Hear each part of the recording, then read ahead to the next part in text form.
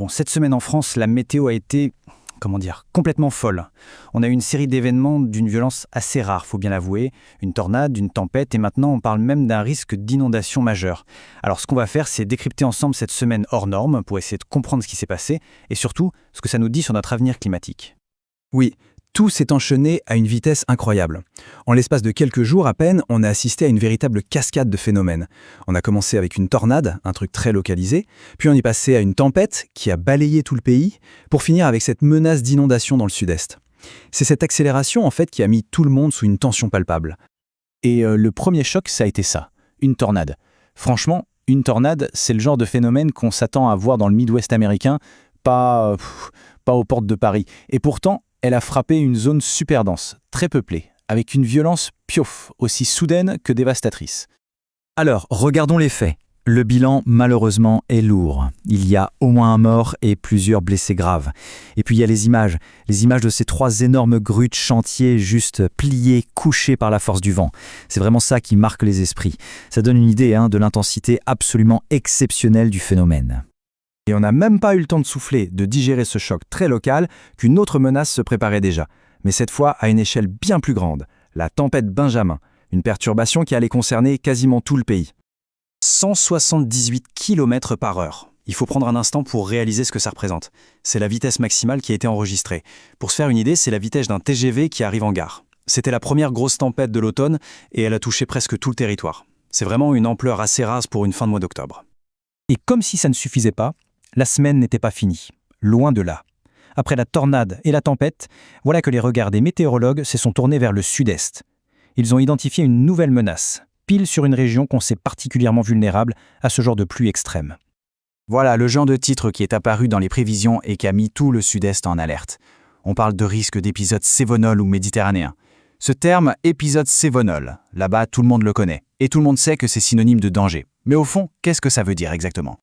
Alors, pour bien comprendre le danger, il faut qu'on se penche un peu sur la mécanique du phénomène.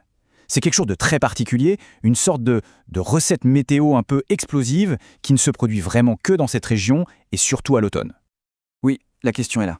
Qu'est-ce qui peut bien provoquer des pluies aussi intenses et aussi soudaines ? La réponse, en fait, elle tient dans une rencontre, une sorte de collision.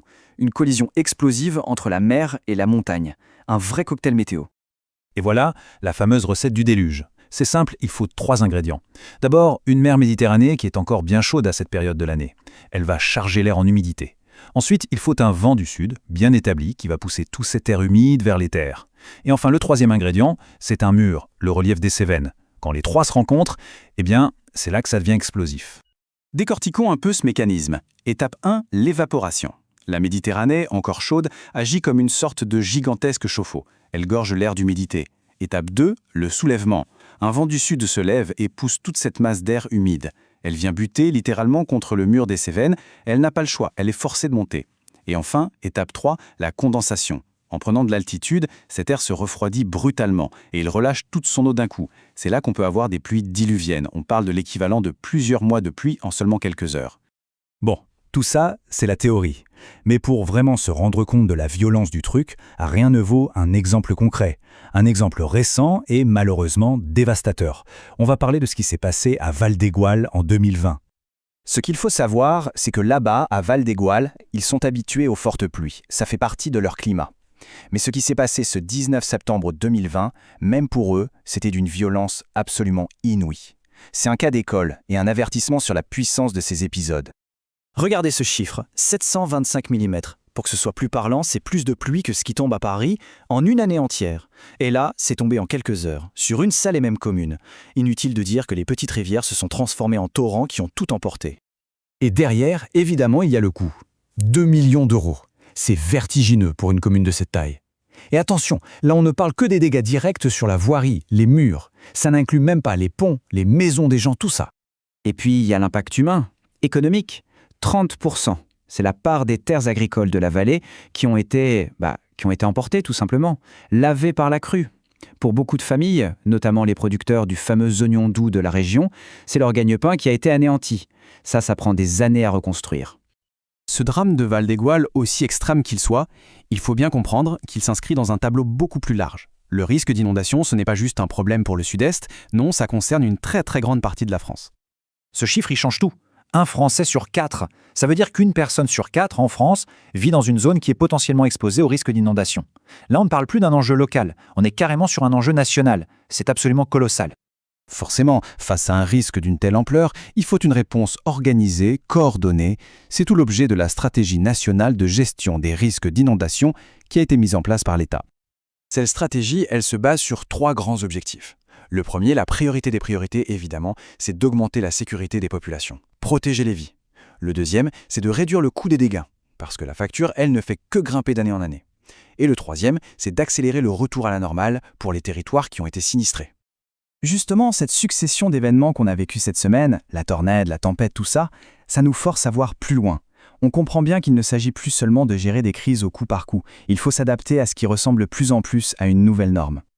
Et ce n'est pas juste une impression, c'est mesuré. Regardez ce graphique. Il montre que l'intensité de ces épisodes cévénaux a augmenté de 22% depuis les années 60. 22%, ce sont les données scientifiques qui le disent. Ces phénomènes sont objectivement plus violents qu'auparavant. Et donc, le vrai défi, il est là. On voit bien que réagir après les catastrophes, ça ne suffit plus. Le véritable enjeu, maintenant, c'est de changer complètement d'approche. Il faut passer d'une logique où on répare les dégâts à une logique où on anticipe, où on construit une société plus résiliente. Ce qui nous amène à cette question finale, qui nous concerne absolument tous. Face à une météo qui devient de plus en plus extrême, de plus en plus imprévisible, est-ce qu'on est prêt ? Prêt à vraiment transformer notre façon de vivre, notre façon d'aménager nos territoires et notre façon de nous protéger ?